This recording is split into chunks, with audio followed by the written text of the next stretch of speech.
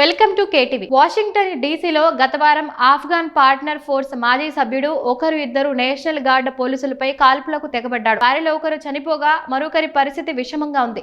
America నిఘా వ్యవస్థల వైఫల్యానికి నిదర్శనంగా చెబుతున్న ఈ ఘటనపై అధ్యక్షుడు డొనాల్డ్ ట్రంప్ వెంటనే స్పందించారు. దీనంతటికీ జైడెన్ సర్కారే కారణమంటూ యథాప్రకారం ఆరోపణలు గుప్పించారు. ఆ క్రమంలోనే మూడో ప్రపంచ దేశాల నుంచి వలసలను శాశ్వతంగా నిలిపివేస్తున్నామంటూ ప్రకటన చేశారు. అసలు ఆయన లక్ష్యం ఏంటి?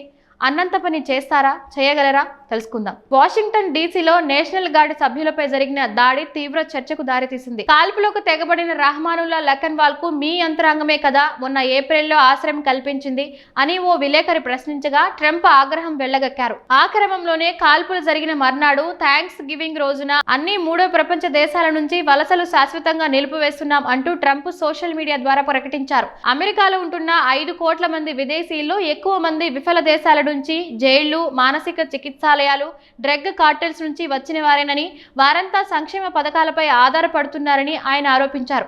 అమెరికాలో నేరాల పెరుగుదలకు, నగరాల పతనానికి, ఇళ్ల కొరత వంటి సామాజిక సమస్యలకు వలసదారులే కారణమంటూ నోరు పారేసుకున్నారు. మిన్నెసోటాలోని సోమాలి శరణార్థులను ప్రత్యేకంగా ప్రస్తావిస్తూ అక్కడి గవర్నర్ టిమ్ వాల్ను, చట్టసభ సభ్యురాలు ఇల్హాన్ ఓమర్ను అవమానించారు. మూడో ప్రపంచ దేశాల నుంచి వలసలను శాశ్వతంగా నిలిపివేస్తామని, బైడెన్ హయాంలో ఇచ్చిన అనుమతులను రద్దు చేస్తామని తేల్చి చెప్పారు. తమ దేశంలో ప్రశాంతతను దెబ్బతీసే వారి పౌరసత్వాన్ని రద్దు చేయడంతో పాటు పౌరులు కాని వారికి ఫెడరల్ ప్రయోజనాలను నిలిపివేస్తామని, రివర్స్ మైగ్రేషన్ వంటి చర్యలు తప్పవని ట్రంప్ ప్రతినబూనారు. అదే రోజున డ్రగ్స్ ఉన్నట్లుగా అనుమానిస్తున్న ఒక పడవలోని వ్యక్తులందరినీ హతమార్చాలని సీల్ టీమ్ 6ను రక్షణ మంత్రి పీట్ హెగ్జెత్ ఆదేశించినట్లు వాషింగ్టన్ పోస్ట్ కథనం ప్రచురించింది. ఈ రెండు సంఘటనలను కలిపి చూస్తే వలస విధాన ముసుగులో దేశంలో జరుగుతున్న జాతిపరమైన ప్రక్షాళన ఒకవైపు, నేరస్తులను అడ్డుకోవడం పేరిట సాగుతున్న చట్టవిరుద్ధ హత్యలు మరోవైపు కనిపిస్తాయి. అమెరికాలో చట్టబద్ధమైన పాలన పతనమవుతోందనడానికి నిదర్శనాలివి. కార్యనిర్వాహక విభాగం నిరంకుశాధికారాన్ని చలాయిస్తూ ఎవరు బతకాలి, ఎవరు చావాలి, ఎవరు ఈ దేశానికి చెందినవారు అన్న విషయాలను జాతి ఆధారంగా నిర్ణయించే నియంతృత్వ రాజ్యం దిశగా ఇప్పుడు అడుగులు పడుతున్నట్లు ఈ పరిణామాలు చాటుతున్నాయి.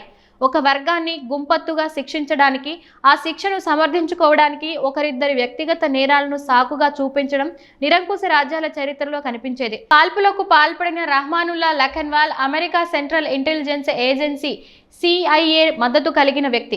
అతడు చేసిన పనికి ట్రంప్ అభివృద్ధి చెందుతున్న దేశాలను దోషులుగా పేర్కొంటూ వలసదారులను పక్కా అబద్ధాలతో కించపరుస్తూ వ్యాఖ్యానించారు. ఆ క్రమంలోనే ఆయన ప్రచ్ఛన్న యుద్ధకాలం నాటి పరిభాషలో మూడో ప్రపంచ దేశాలు అంటూ సంబోధించారు. ట్రంప్ కుడిభుజంగా భావించే స్టీఫెన్ మిల్లర్ వంటి వారు వలసదారులను అవాంఛనీయ జనాభాగా పేర్కొనడం జాతి వివక్ష కాక మరేమిటి? ట్రంప్ తన ప్రకటనలో రివర్స్ మైగ్రేషన్, అమెరికాకు నెట్ అసెట్ కాని వారిని తొలగిస్తాం అని అన్నారు. ఈ భాష మనుషుల విలువలను ఒక కార్పొరేట్ ఆస్తి, అప్పుల పట్టికలోని అంశాలుగా చూపడమే కాకుండా విలువ లేని వారిని వదిలించుకుంటామనే అర్థాన్ని స్మరింపజేస్తోంది. డ్రగ్స్ ఉన్నట్లుగా భావిస్తున్న పడవలోని వారందరినీ చంపేయాలని రక్షణ మంత్రి హెగ్జెత్ అధికారులను ఆదేశించిన తరువాత వీటిలో కొందరు బ్రతికి ఉన్నవారు కనిపించారు. వారిపై రెండో క్షిపణిని ప్రయోగించాలని సీల్ టీమ్ 6ను మంత్రి ఆదేశించినట్లు వాషింగ్టన్ పోస్ట్ కథనం వివరించింది. క్షిపణిని ప్రయోగించడానికి ఇదేమి యుద్ధం కాదే. ఈ పరిణామాన్ని చూస్తే ఒకవైపు బహిష్కరణ ద్వారా, మరొకవైపు దాడుల ద్వారా వలసల కట్టడి ట్రంప్ సర్కారు పూనుకున్నట్లు కనిపిస్తుంది. ఇక ట్రంప్ చెబుతున్న థర్డ్ వరల్డ్ పై నిషేధం గతంలో తాలిబాన్, ఐసిస్లపై పోరాడడానికి అమెరికా దళాలతో కలిసి పనిచేసిన వేలాది మంది ఆఫ్ఘన్ మిత్రులకు వర్తిస్తుంది. వీరిని డీసీ షూటర్తో సమానంగా చూడటం ద్వారా ట్రంప్ నమ్మక ద్రోహానికి పాల్పడుతున్నారు. అదే సమయంలో సముద్రాలపై చట్టవిరుద్ధ హత్యలకు పాల్పడటం ద్వారా అమెరికా సైన్యం ఇకపై జెనీవా ఒప్పందాలకు, యుద్ధ నియమాలకు కట్టుబడి ఉండదని, కేవలం కార్యనిర్వాహక ఉత్తర్వుల అమలు విభాగంగానే పనిచేస్తుందన్న సందేశం ఇస్తున్నారు. ట్రంప్ ప్రకటనలు చేస్తున్నా తన అజెండాను అమలు చేయడం సులభ్య సాధ్యమేమీ కాకపోవచ్చు. ఆయన నిరంకుశ ధోరణులపై సొంత రిపబ్లికన్ పార్టీ నుంచి వ్యతిరేకత వస్తున్నట్లు ఇటీవలి పరిణామాలను బట్టి అర్థమవుతోంది.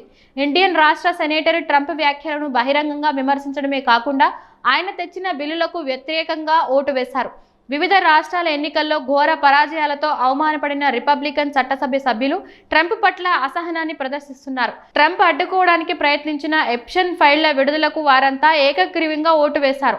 మరోవైపు రక్షణ మంత్రి హెగ్జెత్ చట్టవిరుద్ధ ఆదేశాలు ఇచ్చారన్న వివాదం మీద కాంగ్రెస్ ఉభయ సభల్లోని అధికార, విపక్ష నాయకులు దర్యాప్తు చేస్తున్నట్లు తాజాగా ప్రకటించారు.